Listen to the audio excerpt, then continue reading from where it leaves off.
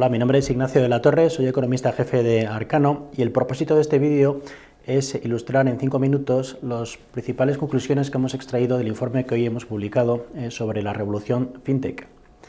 Paul Volcker fue gobernador de la Reserva Federal a principios de los años 80 y lo que dijo cuando empezó la crisis, hacia 2009, comentó: la única innovación financiera que he encontrado útil en mi vida es el cajero automático.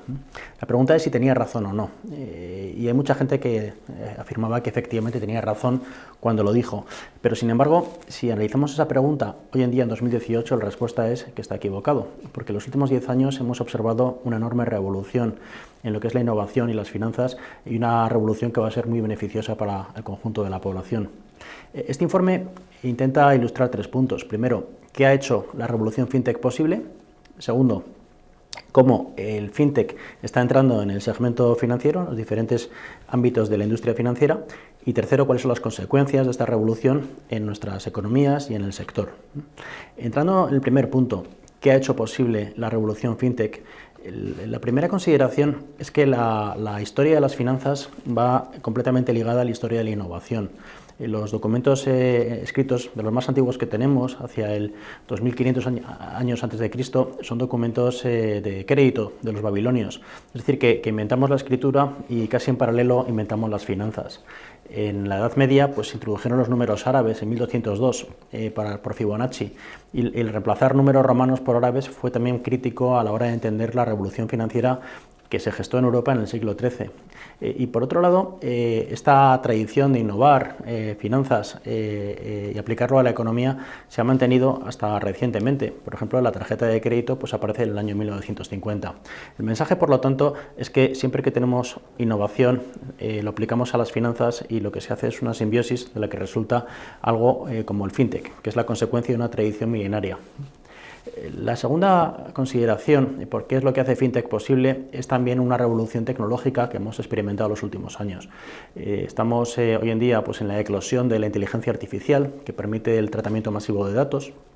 Tenemos también una situación en la que tenemos 3.500 millones de personas conectadas a Internet, de las que 3.000 utilizan los smartphones, y hoy en día pues, el smartphone es una herramienta que puede actuar como sucursal bancaria, y esto ha permitido parte de la revolución FinTech. Y además pues, hay tecnologías como blockchain que permiten facilitar y agilizar los pagos frente a una arquitectura financiera del pasado que era mucho más lenta e ineficiente.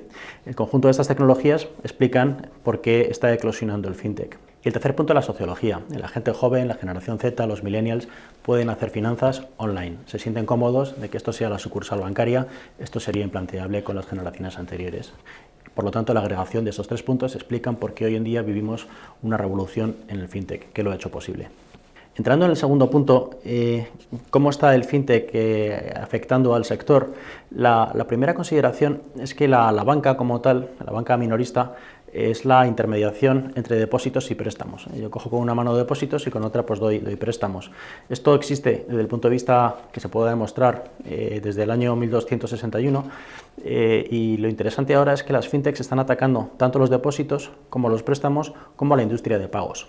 En el caso de depósitos, por ejemplo, hay un banco que se llama Marcus, que no tiene sucursales, simplemente es una app que te bajas en tu teléfono, que está respaldado por Goldman Sachs, es el dueño, y que permite pues, meter tu dinero, en el caso de Estados Unidos o el Reino Unido, a un tipo de interés que es muy atractivo, de los más altos de lo que tienes en la industria. En el caso de pagos, pues por ejemplo, hay una aplicación que se llama Revolut, que permite obtener en tu casa esta Visa, y esta Visa, cuando pagas por el mundo en divisa que no son euros, no te cobra un 3% de comisión, que es lo que se suele cobrar en una Visa tradicional en un banco tradicional. Esto es un ejemplo de cómo ataco el segmento de pagos. Y entrando en el tema de préstamos, hay una compañía cotizada americana, Lending Club, que lo que hace es proporcionar préstamos online utilizando la inteligencia artificial. Pero esta revolución FinTech no solo afecta al negocio de banca minorista, también está afectando al negocio de asesoramiento de activos y inversión. En el caso de asesoramiento de activos, tú puedes, si tienes un patrimonio, preguntar a un humano cómo deberías invertirlo, o bien puedes preguntar a un robot. El robot tiene sus sus virtudes. Muchas veces es más barato y además el robot puede analizar más información que el humano y no tiene sesgos cognitivos como puede tener un humano.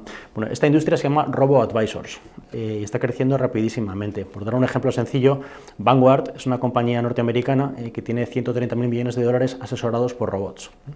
En el mundo de la inversión, tú también puedes plantear si es mejor que tu dinero lo invierta un humano o que lo invierta un robot. La respuesta posiblemente es una combinación de ambos, pero por dar un ejemplo sencillo, BlackRock, que es una de las mayores firmas en el mundo de la inversión, pues casi un 15% de su dinero gestionado lo está invirtiendo directamente por robots. Así vemos en conjunto cómo el fintech está disrumpiendo la industria, tanto en la industria de banca minorista como en la industria de gestión y asesoramiento de activos.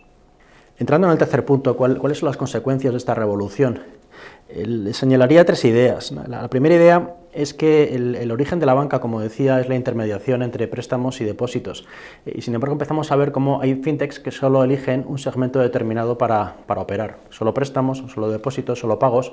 Luego a lo mejor vamos a una industria financiera muy novedosa, en el sentido de que no existe esta interrelación tan fuerte y tan tradicional entre préstamos y depósitos, y esto tiene enormes consecuencias para los países. La segunda consideración es que las compañías de fintech, en general, lo que están provocando es una reducción masiva de las barreras de entrada que había tradicionalmente en la industria bancaria. Al haber menos barreras de entrada, entran más competidores y la consecuencia de esto, obviamente, es que al entrar más competidores, pues ofrecen servicios a costes que a veces son pues, más beneficiosos para los consumidores. Y la tercera consecuencia es que los bancos no se han quedado pues, sentados mirando cómo ocurre esta revolución, sino que están empleando al máximo su capital humano y su capital físico para innovar ellos también. Están llegando a alianzas con grandes tecnológicas, están también comprando fintechs y el conjunto de esta situación lo que va a provocar es una revolución en la innovación y el que se va a beneficiar somos nosotros, que somos los consumidores. Por lo tanto, este informe ha expuesto tres ideas. Una, ¿qué ha hecho posible la revolución fintech? Una segunda idea es cómo el fintech está atacando o disrumpiendo un sector como es el financiero. Y tercero, cuáles son las consecuencias de esta revolución fintech. Me gustaría acabar con una idea, y es que estos años de innovación financiera en el que hemos sufrido, pero también hemos vivido una situación en la que hemos conseguido la mayor erradicación de pobreza extrema de la historia de la humanidad. Había 2.000 millones de personas viviendo en pobreza extrema en el año 90, a fecha de hoy quedan 738 millones según el Banco Mundial. En parte de este enorme éxito colectivo es que hemos podido llevarles servicios financieros, que esto se llama la inclusión financiera. Bueno, pues la buena noticia es que si aplicamos la tecnología y el fintech a lo que nos queda, que son 738 millones de personas sin acceso a cuentas corrientes, quizás en unos pocos años consigamos un sueño de todos, y es que habremos erradicado la pobreza extrema, y eso se habrá conseguido con nuestra tradición, que es unir las finanzas y la tecnología. Muchas gracias.